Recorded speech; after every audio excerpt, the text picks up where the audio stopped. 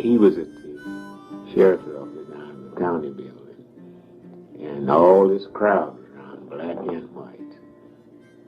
So they were talking. It wouldn't be any rioting tonight. It won't be any lynching. And Uncle Barney said, "I want all of you to go on back home." Said, "I'm going to stay here to see that you won't be." So they all started waiting. And I guess about a block away, somebody fired a shot. I don't know whether it was black or white. And then right down there, it's all hell cut loose. And he fought all night. Next morning, they were trying to come in on Greenwood down there.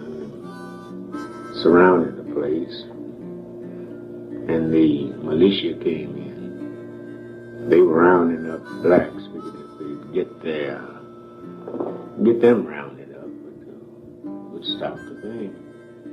But see what happened, they would allow those fellows to come in behind after taking them. You know, the blacks had surrendered. Mm-hmm. They would let them come in and loot and burn.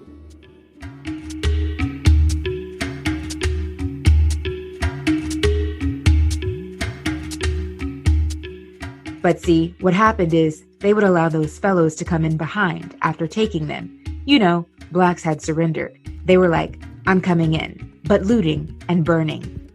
Those words you just heard are from an audio recording of an interview with William Danforth Williams about the 1921 Tulsa Race Massacre. He was a survivor of the massacre. Williams' parents were John and Lola Williams.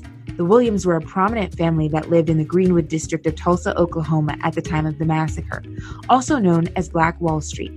They owned a confectionery, the Dreamland Theater, and a garage, among other things. Their businesses were destroyed in the attack on Greenwood. Williams' interview was one of a number of interviews conducted by author and historian Eddie Faye Gates with survivors of the Tulsa Race Massacre several decades ago before they passed away.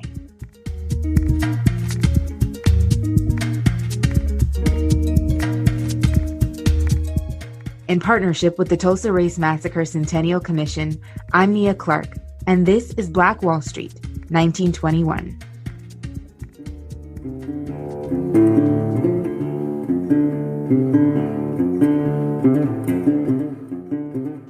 Between May 31st and June 1st of 1921, what the Oklahoma Historical Society calls, quote, the single worst incident of racial violence in American history, claimed the lives of potentially hundreds of people and left an entire community in Tulsa, Oklahoma completely decimated. That community, known as Greenwood, an African-American district in North Tulsa, suffered a brutal attack by a white mob, which resulted in a horrific scene of chaos, destruction, and bloodshed. The area, with a population of about 10,000 at the time, according to the Historical Society, had been considered one of the most affluent African-American communities in the United States for the early part of the 20th century. For that reason, it earned the name Black Wall Street. When the mayhem ceased and the smoke cleared, Black Wall Street laid almost completely flattened. In less than 24 hours, according to a Red Cross estimate, more than 1,200 houses were burned. 215 others were looted but not torched. 2 newspapers, a library, a school, stores, hotels, churches, and many other Black-owned businesses were among the buildings damaged or destroyed by fire.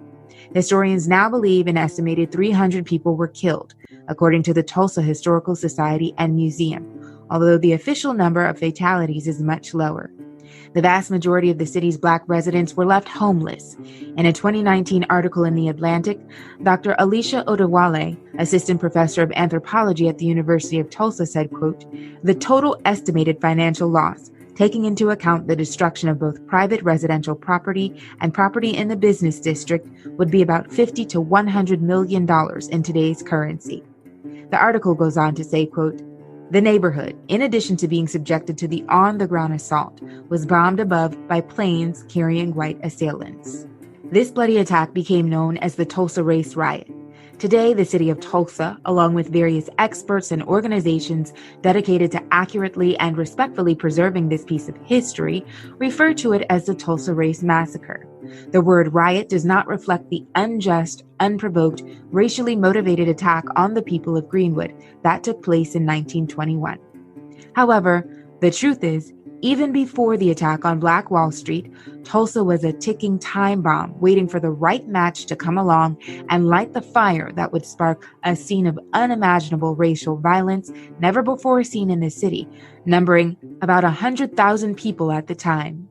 According to the Oklahoma Historical Society's website, quote, the outbreak occurred during an era of acute racial tensions, characterized by the birth and rapid growth of the so-called Second Ku Klux Klan and by the determined efforts of African Americans to resist attacks upon their communities, particularly in the matter of lynching. Such trends were mirrored both statewide and in Tulsa. Additionally, it has taken nearly a full century for the search of potential mass graves of massacre victims to begin, an effort that is ongoing. For many decades, the story of the Tulsa Race Massacre was suppressed in Tulsa and purposely kept out of newspapers. In the previously referenced Atlantic article, Dr. Scott Ellsworth, professor of Afro-American and African Studies at the University of Michigan and author of Death in a Promised Land, said, quote, the people who brought it up were threatened with their jobs. They were threatened with their lives. What were the causes and conditions that led up to and created the perfect environment for the Tulsa Race Massacre to occur? How did the Black people of Greenwood, in a remarkable show of perseverance, rebuild their Black Wall Street following the assault on their community, despite the machinations of corporate interests and resistance of the local government? Why is it that for decades following the massacre, the attack was treated as taboo by both whites and Blacks, by residents of Tulsa and government officials, by survivors of the massacre and their descendants? And if it was addressed, why were the facts and circumstances surrounding the massacre misconstrued and in many cases fabricated? Why does the, quote, single worst incident of racial violence in American history remain largely absent from most history textbooks and school curriculum, and thus the annals of history? Why is it that a large majority of Americans didn't even know what Black Wall Street or the Tulsa Race Massacre was until after watching Watchmen on HBO? This podcast will explore all of these questions and more while we do our best to bring this tragedy out of the shadows of American history and shine a light on the full story of the Tulsa Race Massacre. During episodes of Black Wall Street 1921, you'll hear from various experts and academics, government officials, and descendants of Tulsa Race Massacre survivors. It would not have been possible to procure so many interviews with so many well-learned people on this subject matter without the help of the Tulsa Race Massacre Centennial Commission, a partner of this project, which works to, quote, leverage the history surrounding the events of nearly 100 years ago by developing programs, projects, events, and activities to commemorate and inform, the Commission's website says. It goes on to say, quote, we will remember the victims and survivors and create an environment conducive to fostering sustainable entrepreneurship and heritage tourism within the Greenwood District specifically, and North Tulsa. Author, historian, educator, and advocate Eddie Faye Gates recorded interviews with dozens of survivors of the Tulsa Race Massacre in the late 90s and early 2000s before they passed away. Thanks to her insight and forethought, and thanks to the Oklahoma Historical Society for giving us copies, you will hear some of those interviews. Thanks to copies given to us by the Tulsa Historical Society and Museum, you'll also hear an interview with another survivor and witness of the massacre. Thanks to assistance by attorney, author, consultant, and Tulsa Race Massacre expert Hannibal Johnson, the content of this podcast has been greatly enhanced. Be sure to subscribe, rate, and review this podcast on Apple Podcasts or on your favorite podcast platform. And don't forget to check out our social media pages, including Instagram, Facebook, and Twitter. Just search Black Wall Street 1921. And finally, make sure you visit our website, blackwallstreet-1921.com, to join our mailing list and stay up to date on all of our episodes.